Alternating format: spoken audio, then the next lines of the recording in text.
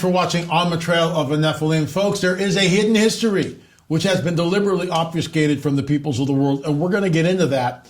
Chapter 4 from the book On the Trail of a Nephilim, and we're going to talk about this character right here, Alice Hedricka. I can never pronounce the last name, but it's close. I think you'll find it very interesting. He's the gatekeeper. He ran the Smithsonian Institute. He's the guy that put the kibosh on anything that did not jibe with his theory of events. We'll get into that and so much more. But first, a word from our sponsor, My Patriot Supply. Friends, do you feel uncertain about the future, especially with the holidays upon us? You're wondering, is there anything you can do to protect yourself and your family from unexpected food shortages? Yes, there is. Our friends at My Patriot Supply specialize in emergency long-term storage food. They are America's #1 preparedness company, and they are well-stocked with the food you're going to need. Other companies have run out of almost everything they sell because they didn't prepare for what the world is going through right now. But My Patriot Supply walks the walk. You can trust this company. Folks, look, I've got canisters here in California. We've got 6 of them back in Oklahoma. So I've already done it.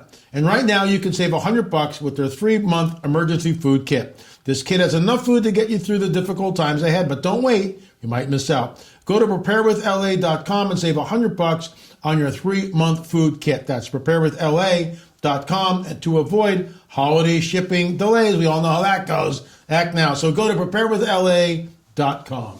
If you come here looking for our pp&s report, it's now over on Rumble, Bitchute, and Roku. pp&s report, the full Monty. I think you'll find that interesting. Links are below. Once again, here we go with Alice Hedricka. Now, this guy is really a piece of work because he was the gatekeeper. He was the head of a Smithsonian Institute at the turn of a century, basically, in the early parts of the 20th century. He's the guy that sort of put the kibosh on anything that was outside the party line. The party line is this, that Native Americans built all the mounds. There is no mysterious race that somehow vanished. There are no such things as Nephilim, no giants, no nothing like this. He's the guy that came out with this. He was an ardent Darwinist. And this is from Vine Deloria, and I think you'll find this interesting. During his tenure at the Smithsonian, Hedricka seized the opportunity to mold the path of anthropology as he saw fit. No one today knows how or why he was motivated to act the way he did, although national political skullduggery is suspect. The geologist Kirk Bryan once advised his students that during the reign of Hedricka, if you ever find evidence of human life in a context which is ancient, bury it carefully, but do not forget about it. Hedricka stood in the way of all field work speculating an older timeline for people in North America. Why would he do this? Why would he do this? Right here's a shot. He believed in the Beringian land theory. This is still taught, and it's sacrosanct in all archaeological circles, for the most part. Although there is a growing pushback. I've talked to some archaeologists who are going, yeah, you know, the Beringian land bridge, I get it, but there's some other evidence that we're looking at that points to people coming over here from the old world. Oh, that's right. The Middle East, the Vikings, and on it goes, pre-Columbian. According to Alice Hedricka, no one came over here before Columbus. That's it. Columbus, the first guy, 1492, heck with the Vikings, never happened at all. And this is the way the game is played. So what we see here is the Beringian land theory. In other words, at the end of the last ice age, there was as the waters receded and stuff, as the ice melted, there was a land bridge that formed between Asia and America. We're not disputing that. We know it happened. We know it was there. We know people did travel over. This is why many of the indigenous tribes show a B haplogroup, which is in Asia. I understand that. We're not disputing that. But then you get sites like Cahokia, the largest mound in America, over 450,000 tons of earth. And as we talked about, and we show in our film, Mysterious Mound Builders, Mathematical Mysteries of the Mound Builders, how did they move the dirt? Moreover, there's like a 50-acre parcel of land. It's a plaza. It's either 50 acres or 60 acres. It's a lot of land. In front of Cahokia, And it's basically dead level within 3 or 4 inches. How did they do that in the ancient world without surveying equipment? You tell me. You tell me. How did they move 450,000 tons of earth? And of course, the official narrative is they had clamshells, they had stone hoes, and they laboriously went into the earth and gathered up the dirt in their hands, put it in deer skins or birch baskets, and walked it over to the site, dumped the basket, and somehow tamped it down. We're not buying it at all. We're not buying it at all. This is the seat mound, and Fritz Zimmerman took us there, and just gives you an idea of what they discovered when they went into it. A log crypt, the primary mound, and a second mound over it. So what they're saying is that the mound builders, some of these mounds took hundreds of years to build. Well, and that's what they said with Cahokia originally, that it was 300 years to build this thing. Well, they did some excavations on it recently, and they discovered it not so fast, citizens. Cahokia, the largest mound in the United States, 450,000 tons of earth. What does that look like? When I say that to you, it doesn't mean anything. But in our film, we deconstruct that. That's about 250 miles of dump trucks filled with dirt, parked end to end like that. 250 miles of dump trucks, end to end. And that's just excavating the dirt. How did they mold it? How did they pack it down? How did they keep it compact? No one knows. Nobody knows. Are these the fingerprints of a supernatural? You tell me. And why is it that guys like Alice Hadwicker are so against anything that might point to another theory? And he was. There's no doubt about it. So in Cahokia, they discovered that, wait a minute, based on pollen, that because they went down and did a dig, and they went, wait a minute, this thing was built in about 20 years. That changes everything. Because the mainstream archaeologist tells us over and over and over again that, over a period of 300 years or whatever, the mound was slowly constructed. I'm not buying it. Something else is going on. And the real smoking gun on all these sites, to me, is the knowledge of an 18-and-a-half-year lunar cycle. Native Americans did not know about the 18-and-a-half-year lunar cycle. Well, sure they did, LA, because the Anasazi has them. And, when you go to places like Chaco Canyon, it's built on an 18-and-a-half-year lunar cycle. Or the Octagon Mountain is built on an 18-and-a-half-year lunar cycle, showing the lunar standstill. That happens, by the way, in 2025. I will be there. God willing, I will be there. Camera in hand. Who knows? So moving right along, let me read you something from chapter 4. In Vine Delorian's book, Red Earth, White Lies, if you've not read that, it's a fascinating romp. Highly recommended. Native Americans and the myth of scientific fact. He states there was a cover-up, oh, say it's not so, by the Smithsonian in regards of a skeletal remains exhumed in the 19th and early 20th centuries. In The Holocaust of Giants, the great Smithsonian cover-up, Vine Deloria writes, sometime before archaeology came to subscribe the general public to its view of prehistory, generations prior to Darwin's troublesome theory, the pioneers thought that some of the earthwork were as ancient as could be concurrent with human habitation in America. Some among the early settlers exercised their pens, assuring us that the earthworks were not built by the direct ancestry of native people living in the historical period, but rather were constructed in a more remote era encompassing a different social order. They compared the mound builders with the Indians, clearly discerning the former as belonging to an earlier time, possessing a different fate or destiny from the latter.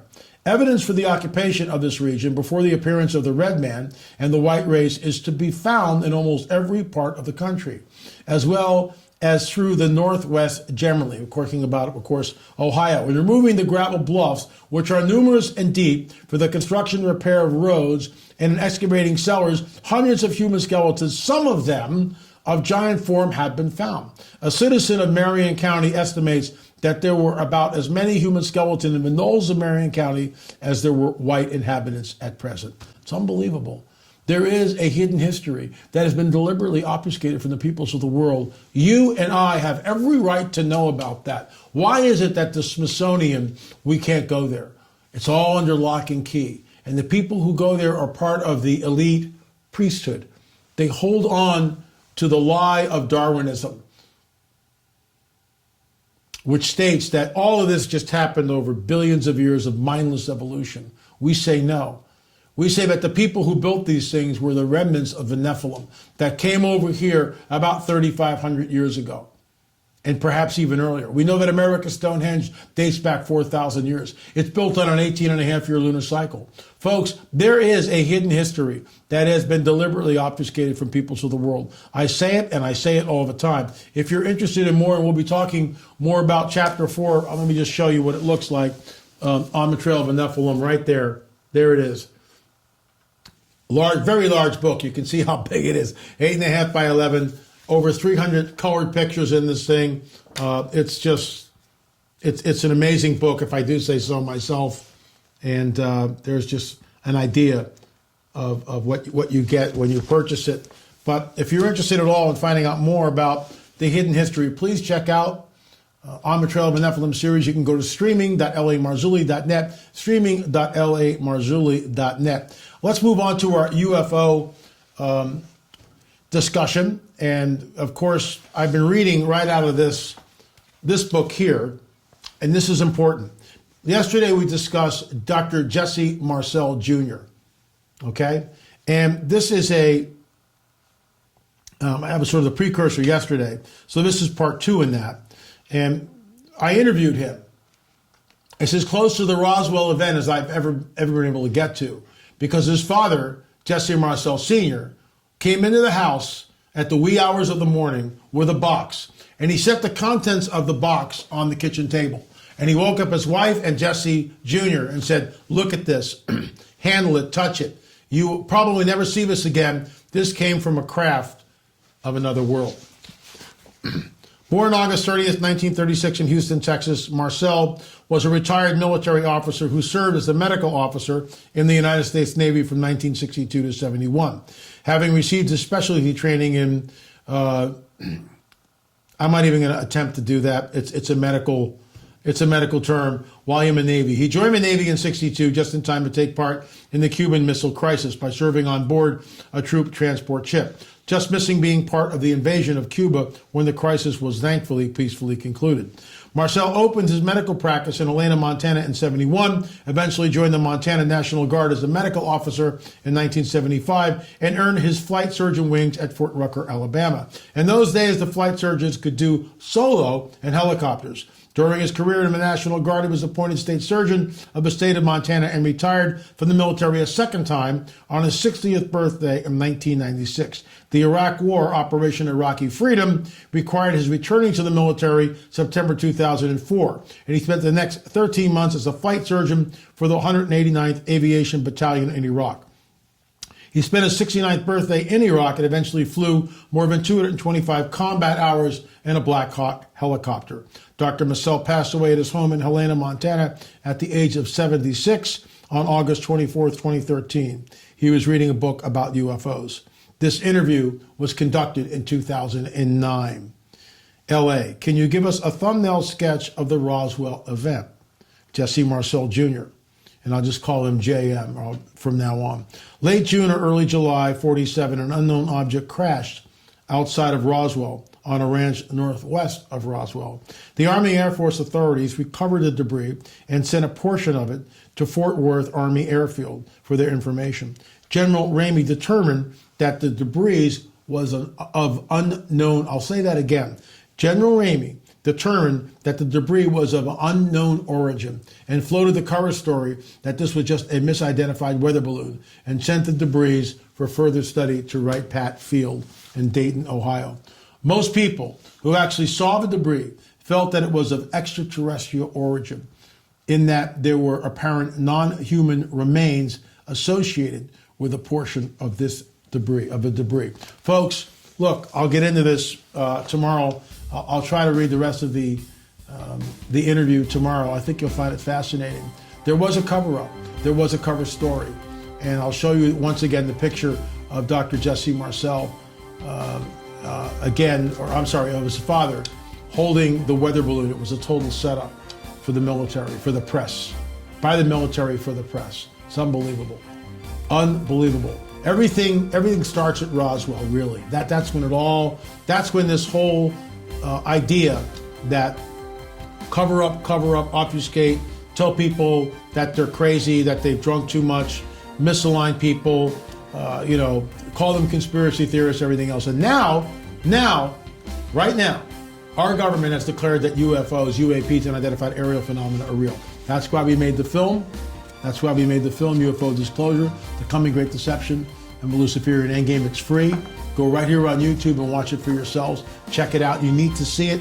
Tomorrow we will conclude the interview, or at least try to get through most of it. Maybe we'll pick it up next Tuesday. Thanks so much for watching On the Trail of the Nephilim, and of course our daily UFO report. Remember, we'll see you on the air or in the air.